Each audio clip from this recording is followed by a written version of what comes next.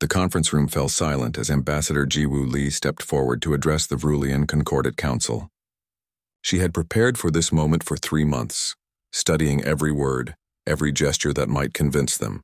Behind her, the viewing screen showed Earth in all its blue and green glory. Ahead of her sat the 12 elder species who ruled the galaxy. Honored members of the Concordat, Jiwoo began, her voice steady despite her racing heart. Humanity requests nothing more than what you give to all spacefaring civilizations. We ask for recognition, for fair trade, and for the right to expand peacefully among the stars. The lead Vrulian counselor, a towering being with silver skin and 4 arms, made a dismissive gesture. Your species has existed in space for barely 2 centuries. In that time, you have established colonies on 73 worlds.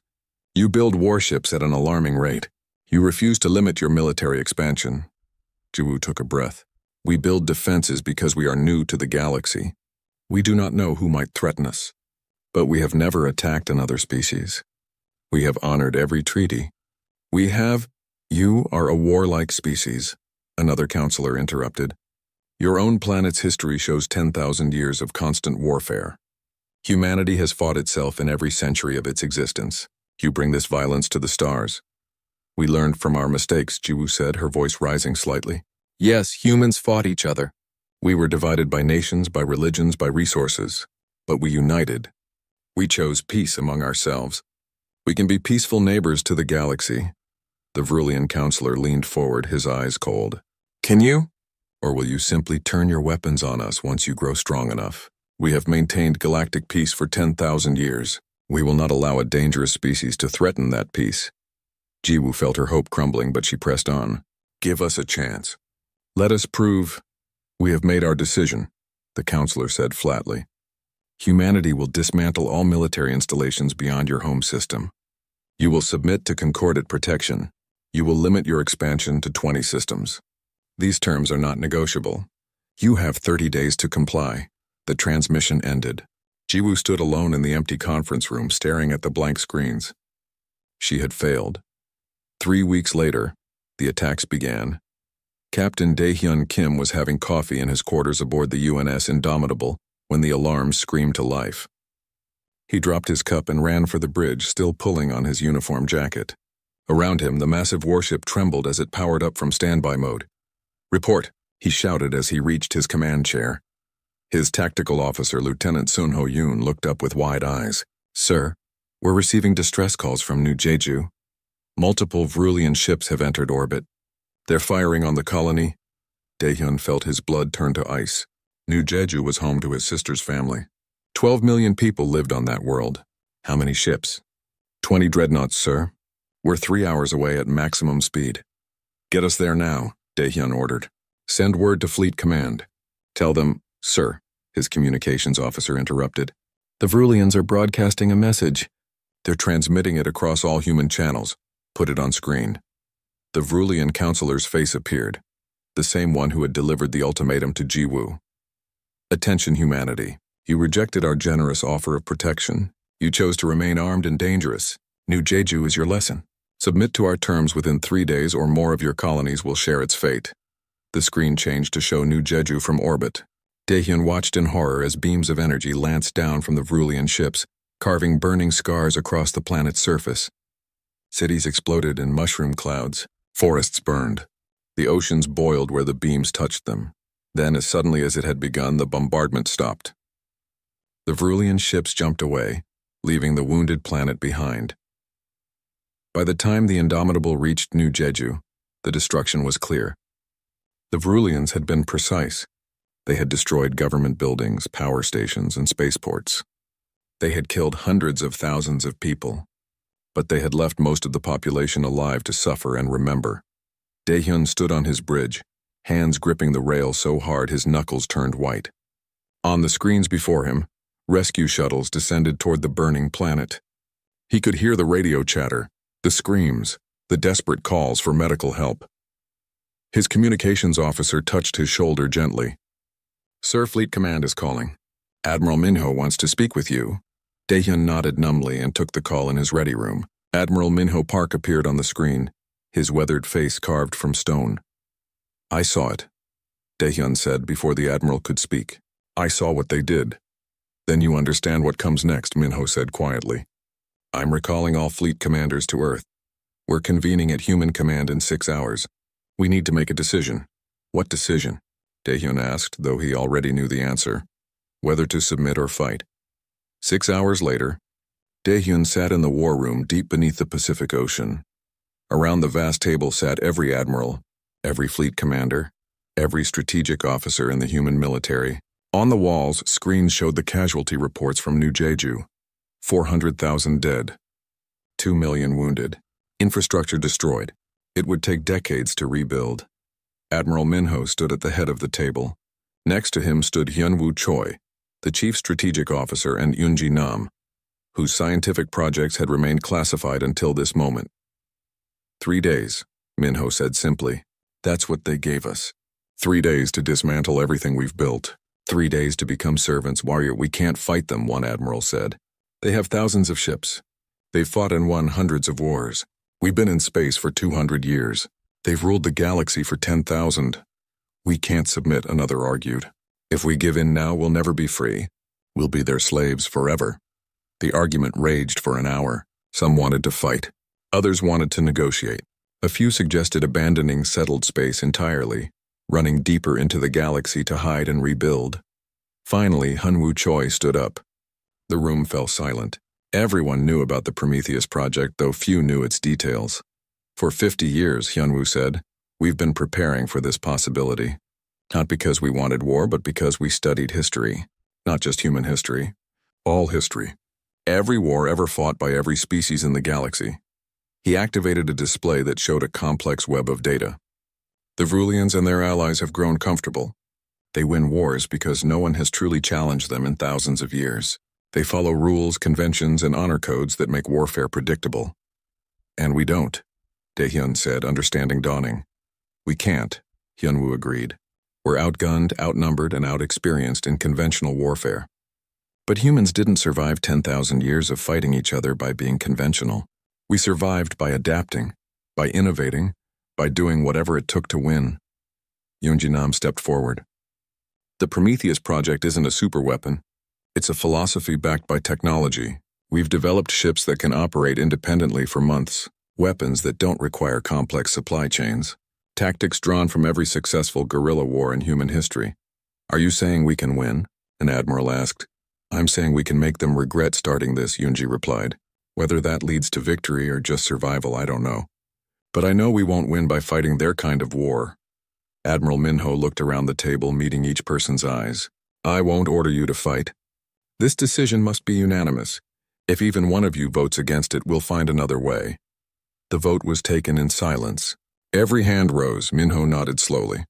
He walked to the communications console and opened a channel that would broadcast across every Vrulian network in the galaxy. He stood before the camera, his face showing no emotion, his voice level and cold. This is Admiral Minho Park of United Earth Forces. We received your ultimatum. We counted our dead on New Jeju. We saw what you wanted us to see.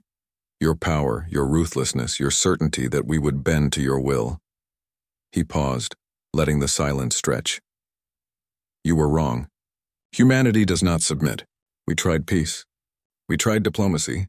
We offered friendship. You responded with murder. You wanted to teach us a lesson about our place in the galaxy.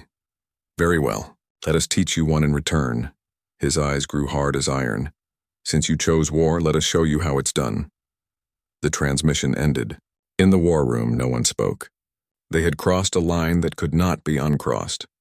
The Vrulian Concordat, which had ruled the galaxy for 10 millennia, had just been challenged by a species that had reached the stars only yesterday. Somewhere in the depths of human command, alarms began to sound. Across human space, warships powered up their engines. On 100 worlds, factories shifted to war production. And in secret bases scattered across the frontier, the Ghost Fleet prepared to launch. The message had been sent. Now came the war. The Vrulian Military Command Center buzzed with activity when Admiral Minho's message finished playing. For a moment, there was stunned silence. Then laughter erupted from several officers. They threaten us? One commander said, his voice filled with amusement. A species that learned to fly between stars 200 years ago threatens the Concordat? The Supreme Commander, a veteran of 50 campaigns, smiled coldly. Let them try. We will crush them in 3 months. Assemble the Third Fleet.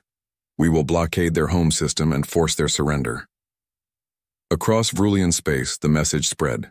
News channels mocked humanity's arrogance. Military analysts predicted the war would be over within weeks. No one in the Concordat took the threat seriously. They should have. Commander Seojun Han stood on the bridge of the stealth frigate Whisper, watching his tactical display in the darkness of deep space. Around him, 19 other ships drifted silent and invisible, their hulls coated with materials that absorbed every sensor wave the Vrulians might send. Target confirmed, his sensor officer reported quietly. Vrulian supply convoy. 6 transports, 2 escort frigates. They're following the standard trade route to the Vrulian mining colonies. Seojun studied the formation. The Vrulians were confident, moving in a straight line with minimal spacing between ships. They believed their space was safe. That was their first mistake. All ships, he transmitted on the encrypted channel. Weapons free. Hit them fast and vanish, execute. The Ghost Fleet struck like 20 daggers from the dark.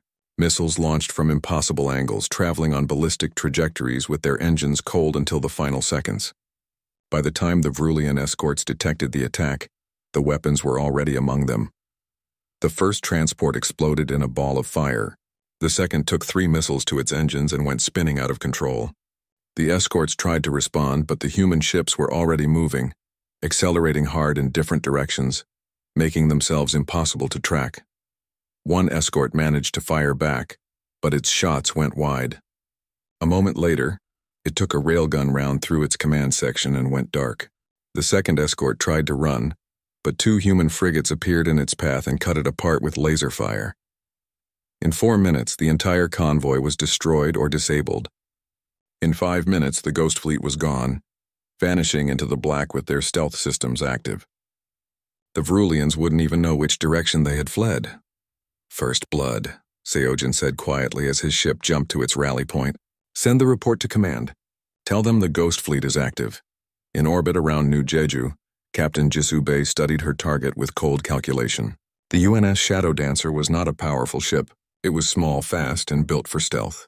But Jisoo had been given a mission that seemed impossible. Disable a Vrulian dreadnought. They've established a monitoring post above New Jeju, her tactical officer explained. 1 dreadnought rotating position every 6 hours. They're watching for any attempt to rebuild military capability. And they think 1 ship is enough, Jisoo said, because humans don't have anything that can threaten a dreadnought. That's what they think. She smiled without humor. Let's teach them about assumptions. The Shadow Dancer approached the dreadnought by hiding in the debris field left by the orbital bombardment. Thousands of pieces of destroyed satellites and stations drifted in orbit, creating a cloud of metal and ceramic that confused sensors. Jisoo piloted her ship through the field manually, using thrusters so gentle they barely registered on any detector. It took 6 hours to get close. By then her crew was exhausted from the tension, but they were in position, less than 1 kilometer from the massive Vrulian warship. They still haven't detected us, her sensor officer whispered, as if speaking too loud might give them away. Jisoo activated the communication system and broadcast on all Vrulian military frequencies. Attention Vrulian dreadnought. This is the UNS Shadow Dancer. We are offering you 1 chance to surrender and leave this system peacefully. On the human bridge, her crew stared at her like she had gone insane. The Vrulian response came quickly, filled with contempt. Human vessel, you are outmatched by a factor of 10,000. Power down your systems and prepare to be boarded. Negative, Jisoo replied calmly. You have 10 seconds to begin retreat procedures. The Vrulian commander laughed. The sound translated through their communication systems. Or what, little ship? You will attack us with your small weapons? No, Jisoo said. I won't attack you at all. She pressed a button. From the Shadow Dancer's cargo bay, a missile launched. It wasn't a weapon. It was a homing beacon, and it attached itself to the dreadnought's hull with magnetic clamps. I'm just going to make sure you can't ignore us anymore, Jisoo continued. That beacon is now broadcasting your exact position on every frequency humans use. In approximately 2 minutes, every missile platform we've hidden in this debris field will fire on your location. You have 3,000 pieces of orbital debris around you. In 2 minutes, you'll have 3,000 missiles mixed in with them. The Vrulian commander's voice changed, losing its arrogance. You're bluffing. Maybe, Jisoo admitted. Why don't you wait and find out? Or you could start running right now. For 5 seconds, nothing happened. Then the dreadnought's engines flared to life. The massive ship began accelerating away from New Jeju, its commander unwilling to risk the possibility that Jisoo was telling the truth. She was. The missiles were real, but now the Vrulians were running from a frigate 1,000th their size, and every human ship in the system saw it happen. Message sent, Jisoo said with satisfaction. Take us back to base. At Human Command, Dr. Young-Soo Kang presented his findings to a room full of military officers. The elderly historian had spent his entire life studying warfare, and now his knowledge was humanity's greatest weapon. The Vrulians have fought 300 wars, he explained, highlighting a star map. But look at the pattern. Every war follows the same structure. Fleets meet in open space. The larger fleet wins. The loser surrenders. Terms are negotiated. Peace is established. They've done this for so long that they think this is how all wars must be fought. He changed the display to show Earth's history. Humanity has fought wars in every way imaginable. Guerrilla warfare, insurgency, economic warfare, psychological operations, cyber attacks, assassination, sabotage, terrorism. We've tried everything because we were desperate. Different nations, different resources, different technologies. We had to innovate or die. And the Vrulians never had to, Admiral Minho said, understanding. They were always the strongest. They never faced an enemy that forced them to adapt. Exactly, Young-Soo confirmed. They're like a champion boxer who has fought only other boxers. They're very good at boxing. But we're not going to box them. We're going to kick them, bite them, throw sand in their eyes, and hit them with chairs when they're not looking. That's not honorable, one officer said. No, Minho agreed, but we're not trying to win their respect. We're trying to survive, and survival has no rules. He turned to the room. Activate all Ghost Fleet assets. Every convoy, every supply line, every isolated outpost, they're all targets. Don't give them a moment of peace. Make them afraid to travel their own space. Lieutenant Sun Ho Yoon, despite being the youngest tactical officer in the fleet, had been given command of a strike group targeting Vrulian communication relays. He approached his first target with textbook precision. The relay station orbited a dead moon, protected by automated defenses. According to Vrulian military doctrine, it was secure.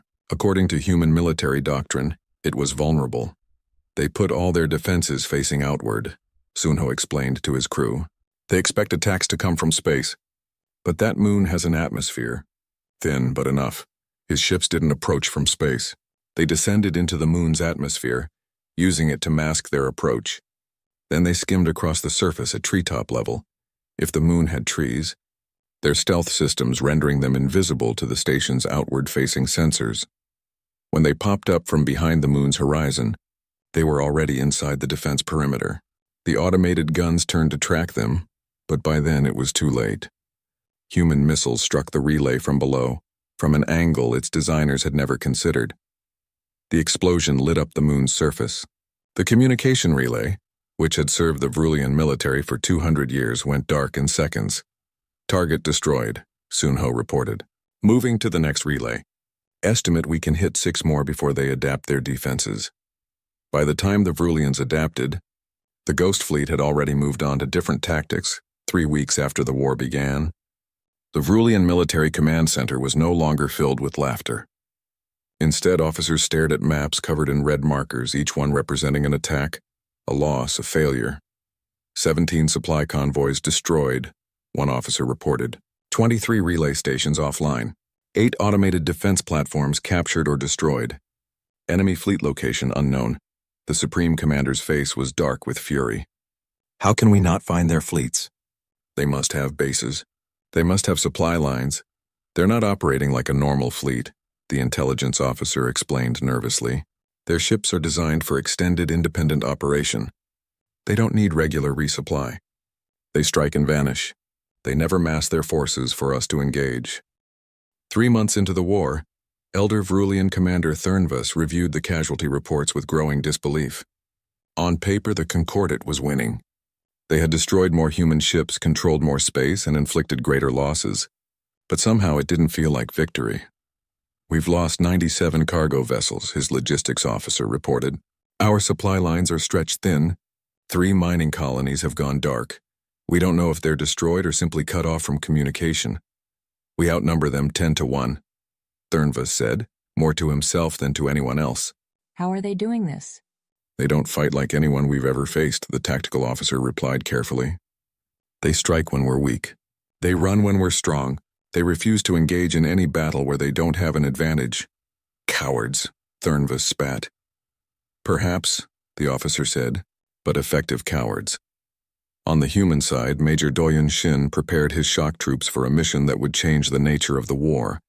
His unit of 300 soldiers stood in the cargo bay of a stealth transport, each one sealed in powered armor that looked more like a small spacecraft than a suit.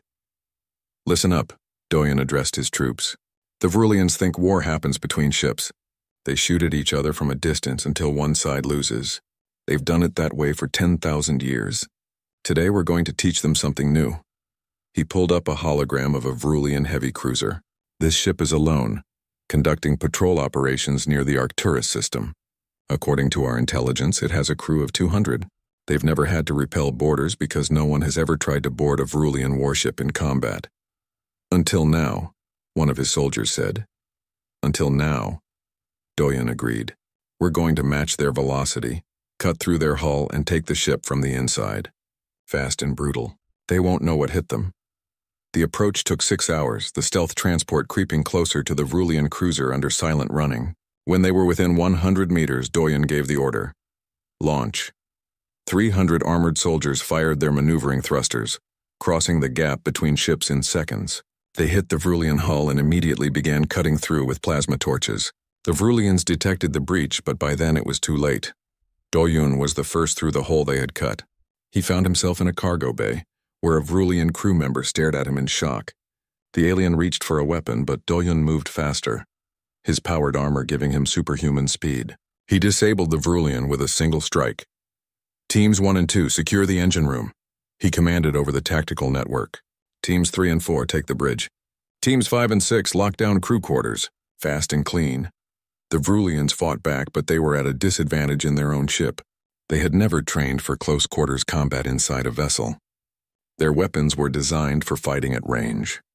Their tactics assumed clear fields of fire and organized defensive positions. The humans gave them none of that. They moved through the corridors like ghosts, using their armor's sensors to see through walls. They cut through bulkheads instead of using doors. They used the ship's own structure as cover, turning every junction into a kill zone. In 20 minutes, it was over. The Vrulian cruiser belonged to humanity. Doyon stood on the bridge looking at the captured crew with cold satisfaction. Take them to the shuttle, he ordered. Strip the ship of anything useful. Then we scuttle it. Sir, one of his soldiers asked, why not keep the ship? Because I want every Vrulian in the fleet to hear about this, Doyon replied. I want them to know that we boarded one of their warships in the middle of combat. I want them to lie awake at night wondering if we're already inside their ship, cutting through their hull. Fear is a weapon too. Intelligence officer Hanaseo worked in the shadows waging a different kind of war. Her battlefield was information and her weapons were secrets and lies. She had studied the Vrulian Concordat carefully and found what she was looking for, fractures. The alliance was old, and like all old alliances, it had accumulated resentments and grievances over the centuries. The Vrulians are the strongest species in the Concordat, she explained to Admiral Minho. They provide most of the military force, but the other 11 species also contribute. The problem is the Vrulians treat them as junior partners. They make the decisions. The others follow. And they resent it, Minho said. Some more than others, Hana confirmed. The Keltharn contribute a significant portion of the fleet. They've been asking for more representation in military decisions for a century. The Vrulians keep denying them. Can we exploit that? Hana smiled coldly. We already are. She had arranged for captured Vrulian communications to be leaked to the Keltharn government. The messages showed Vrulian commanders discussing Keltharn ships as disposable assets and acceptable losses. They talked about positioning Keltharn vessels at the front of engagements. While Vrulian ships held back, it was all true. The Vrulians had been doing this for decades, but having it laid out in black and white, in their own words, was devastating. Within a week, the Keltharn demanded a formal investigation. The Vrulians denied any wrongdoing, which only made things worse. Other concorded species began asking uncomfortable questions about their own treatment. The alliance is cracking, Hana reported. Not broken yet, but cracking. They're spending as much time arguing with each other as fighting us. Captain Minji Cho sat in the command chair of the carrier Prometheus, watching her tactical display with the calm of someone who had made peace with death. Around her ship, 300 autonomous drones waited for orders. Target confirmed, her sensor officer reported. Vrulian battle group. 5 dreadnoughts, 8 cruisers, 20 escorts. They're heading for the New Sol system. New Sol was lightly defended. If the Vrulians reached it, they could bombard it just like they had done to New Jeju. Minji's carrier was the only ship in position to intercept. Launch all drones, she ordered. Prosecution pattern Delta 9. 300 drones lit their engines and accelerated toward the Vrulian fleet. Each drone was little more than an engine, a guidance system, and 2 tons of antimatter wrapped in magnetic bottles. The Vrulians detected them immediately and opened fire. Their point defense systems were excellent, designed to stop missiles and torpedoes. They began destroying the drones by the dozens, but there were too many. The math was simple and brutal. Each Vrulian ship could destroy perhaps 20 drones before they closed to striking range. But there were only 33 Vrulian ships and 300 drones. The first drone got through and detonated against a cruiser's shields. The antimatter explosion overwhelmed the shields instantly and vaporized half the ship. The second drone struck a dreadnought's engine section. The third, fourth, and fifth slammed into escorts. The Vrulian fleet dissolved into chaos as captains tried to maneuver while still shooting down drones. But the drones were programmed with tactics drawn from human naval warfare. They came in waves, forcing the defenses to split their attention. When it was over, 4 dreadnoughts were destroyed or crippled. 5 cruisers were gone, 12 escorts were drifting wrecks. The surviving ships retreated at maximum speed, their formation shattered. Minji watched them go, her expression neutral. Reload drones. Prepare for the next engagement. Her executive officer looked at her with concern. Captain, we expended our entire drone complement. Reload will take 8 hours. Then we have 8 hours to get ready, Minji said calmly. They'll be back. And we'll be here. She didn't say what they both knew, that eventually the Vrulians would bring enough ships to overwhelm even 300 drones. But that didn't matter. Every hour she delayed them was an hour New Sol had to evacuate civilians and prepare defenses. Commander Thurnvas listened to the reports from the New Sol battle with mounting horror. An entire battle group destroyed by a single human carrier and its drones. How many of these carriers do they have? He demanded. We don't know, his intelligence officer admitted. Our estimates of human ship numbers keep changing. Every time we think we have them counted, more ships appear. That's impossible. Ships require resources, time, infrastructure. Sir, what if they've been building for this war for decades? What if they saw this coming and prepared? Thurnvas wanted to deny it, but the evidence was mounting. The humans weren't improvising. They were executing a plan. Everything from their hit-and-run tactics to their asymmetric warfare to their psychological operations suggested careful preparation. They knew, he said slowly. They knew we would attack. They studied us, learned how we fight, and prepared specifically to counter our strengths while exploiting our weaknesses. Which means what, sir? Which means we're not fighting a desperate enemy. We're fighting an enemy who has been waiting for this fight. The realization was chilling. The Vrulians had assumed humanity would be easy to defeat because they were young and inexperienced. Instead, humanity had spent centuries fighting themselves, learning every possible way to wage war, and then applied all of that knowledge to fighting the Concordat. Send a message to the High Council, Thurnvas ordered. Tell them we need reinforcements. Tell them this war is going to last longer than anyone anticipated. And tell them.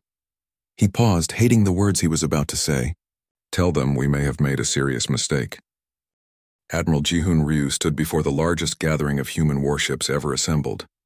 200 ships floated in formation near the edge of the Kepler Nebula, hidden from Vrulian sensors by the dense clouds of gas and dust. It was humanity's entire battle fleet, pulled from defensive positions across human space.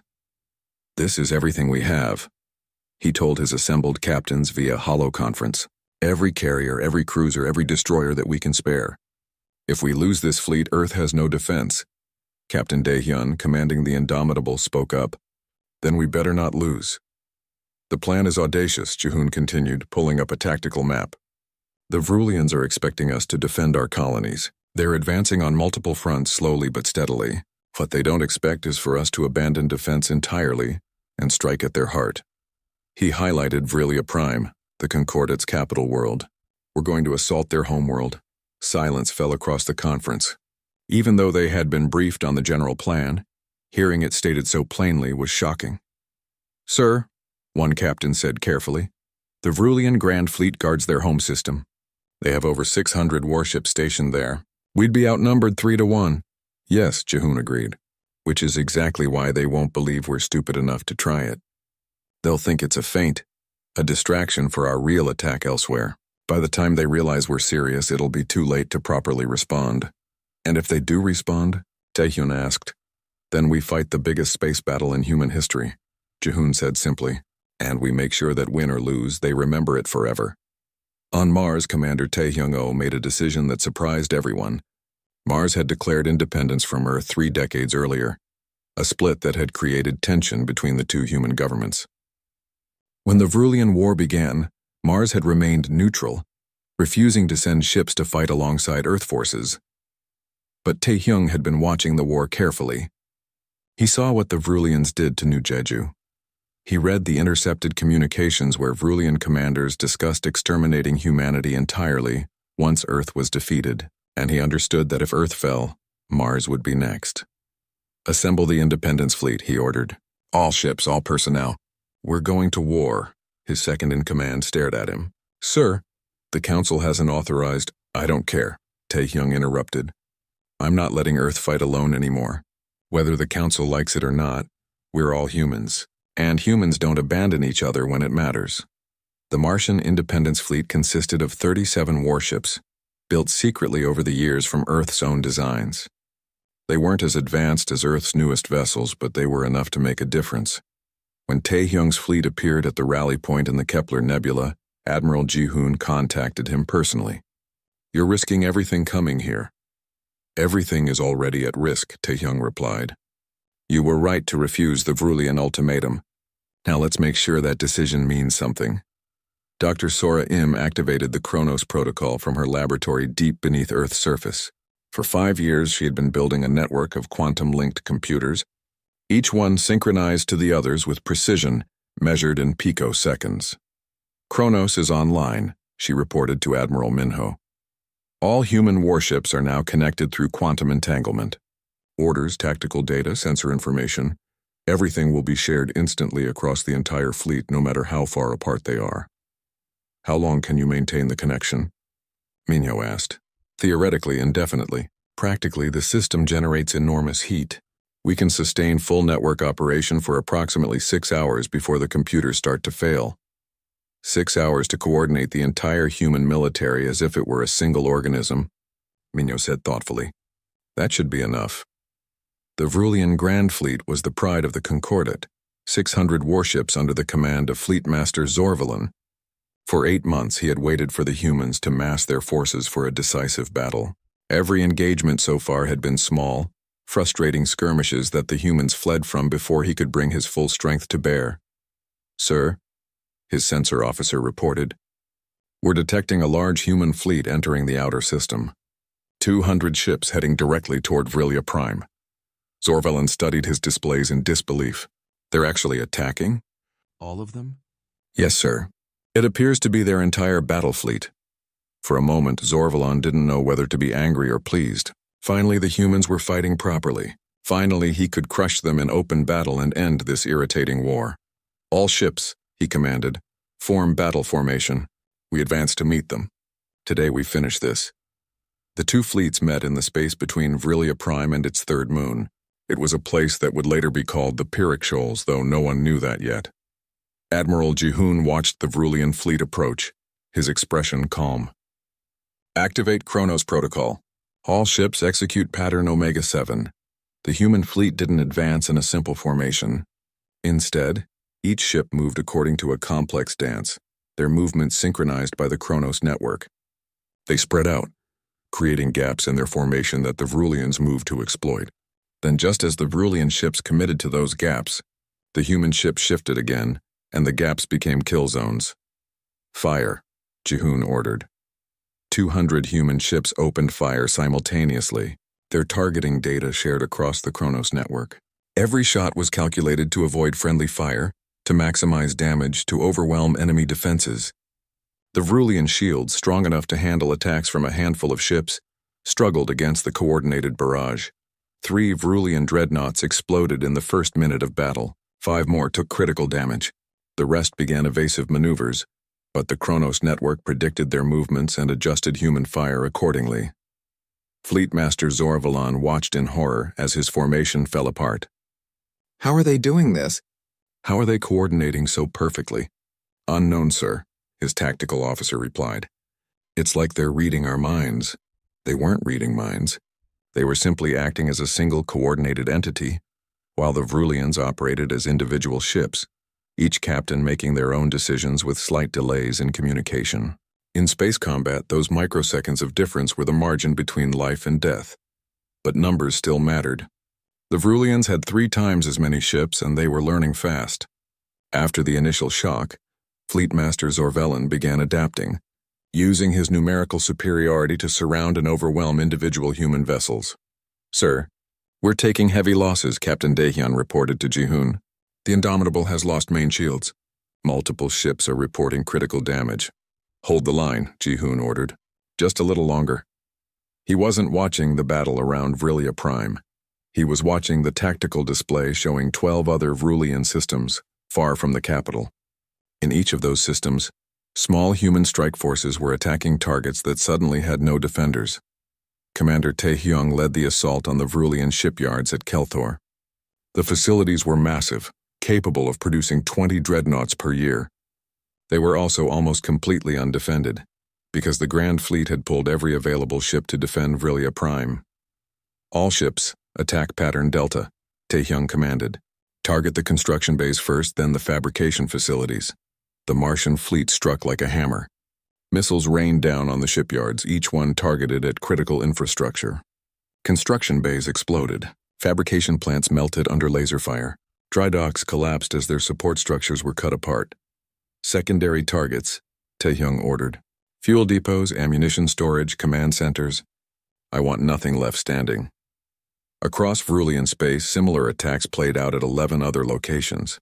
Commander Seojin's Ghost Fleet hit orbital fortresses. Captain Jisu's stealth group destroyed communications hubs. Lieutenant Sunho's strike force crippled mining operations. Major Doyen's shock troops seized research stations. The Vrulians had committed everything to defending their capital. Now they paid the price as their industrial capacity burned. At Vrillia Prime, the battle raged on. Admiral Ji-hoon had lost 60 ships, nearly a third of his fleet. The Vrulians had lost 200, but they could afford it. They still had the numbers to win. Admiral, his communications officer said urgently, we're receiving reports from all strike forces. Objectives achieved across the board. Vrulian industrial capacity reduced by estimated 70%. Good, Ji-hoon said. Send the withdrawal signal. All ships execute retreat pattern Theta. Get us out of here.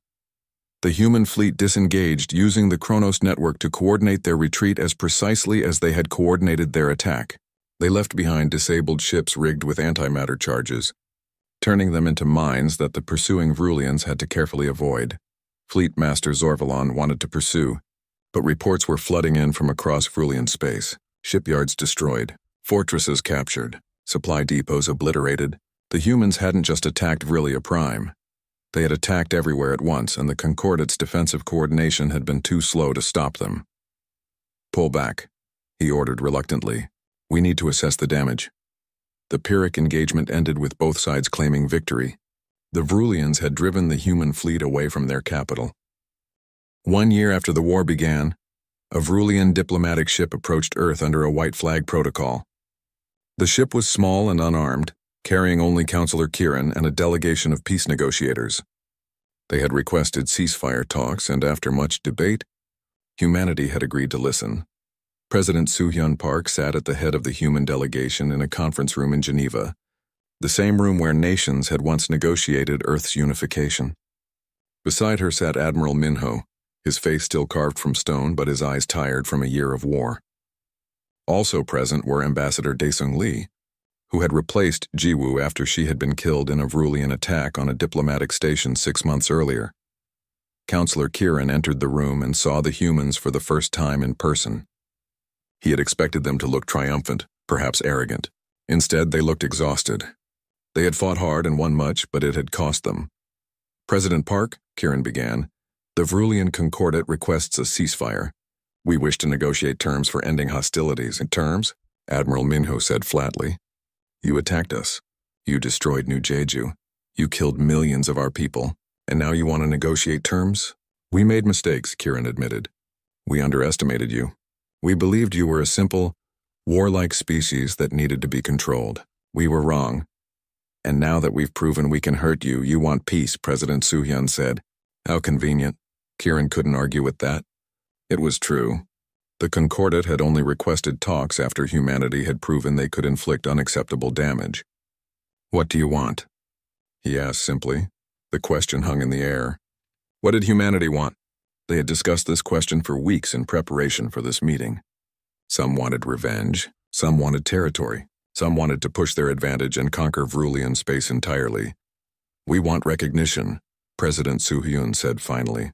"We want to be treated as equals in the galactic community. We want assurance that no species will face what we faced, and we want the Concordat to acknowledge that you started this war, not us." "That's all?" Kieran asked, surprised. "No reparations? No territory demands?" "We're not conquerors," Admiral Minho said. "We never wanted this war. You forced it on us.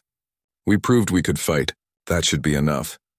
In the weeks that followed, the negotiations nearly fell apart a dozen times. The Vrulians struggled to accept terms from a species they still viewed as inferior, despite all evidence to the contrary.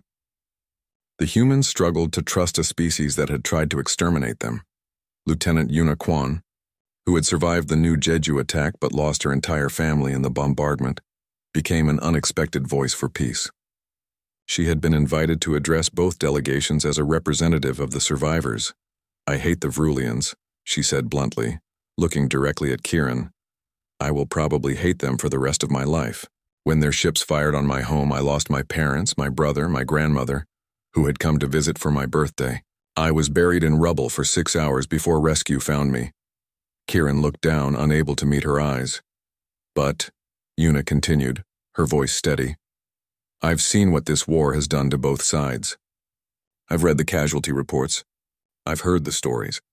And I understand something important. This war isn't making anything better. It's just creating more people like me, people who have lost everything and want revenge." She turned to face the human delegation. "If we push for total victory, if we conquer their space, we become exactly what they feared we were. We prove that humans are a dangerous warlike species that will dominate anyone weaker than them. Is that who we want to be?" "They attacked us first," someone protested. "Yes," Yuna agreed. "And we defended ourselves. We fought brilliantly. We proved we deserve respect. But now we have a choice. Do we become peacemakers or conquerors? Do we prove they were right to fear us or wrong to attack us?" Her words spread across human space through news channels and social media. Public opinion began to shift. The desire for revenge remained strong, but so did the desire to prove that humanity was better than the Concordat believed. Admiral Minho called an emergency meeting of the military leadership. All the officers who had fought the war attended. Admiral Ji-hoon, Commander Seojun, Commander Tae-hyung, Captain Dae-hyun, Captain Ji-soo, Lieutenant Sun-ho, Major Doyen, Officer Hana, Captain Minji, and dozens of others. "We need to make a decision," Minho said. "Our fleets are positioned to strike at Vrilia Prime again. This time we could take it. We could occupy their homeworld and force complete surrender. The question is, should we? We have the capability," Admiral Ji-hoon said. "We could reach their capital in 2 weeks. Their grand fleet is scattered, protecting their industrial sites. We'd face resistance, but we could win. And then what?" Commander Tae-hyung asked. "We occupy their planet? We rule over a species that hates us? We spend the next century fighting insurgencies across their territory? Earth did it before," someone pointed out. "Nations conquered other nations. Sometimes it worked, and sometimes it created hatred that lasted for centuries," Tae-hyung countered. "Sometimes the conquered nations rose up and destroyed their conquerors. Sometimes the cost of occupation was greater than the cost of war." Commander Seojun spoke up, his voice quiet. "We've spent a year making them bleed. We've shown them that humans are dangerous, that we can fight, that we won't be pushed around. Isn't that enough? Do we need to prove we can be conquerors too? The debate raged for hours. Finally, Admiral Minho called for a vote. The question was simple. Should humanity press for total military victory or accept peace negotiations? The vote was unanimous. Every officer, everyone who had fought and bled and watched their comrades die, voted for peace. We didn't fight to dominate the galaxy, Minho explained later. We fought to survive and to prove we deserved a place among the stars. If we become conquerors, we lose everything we fought for.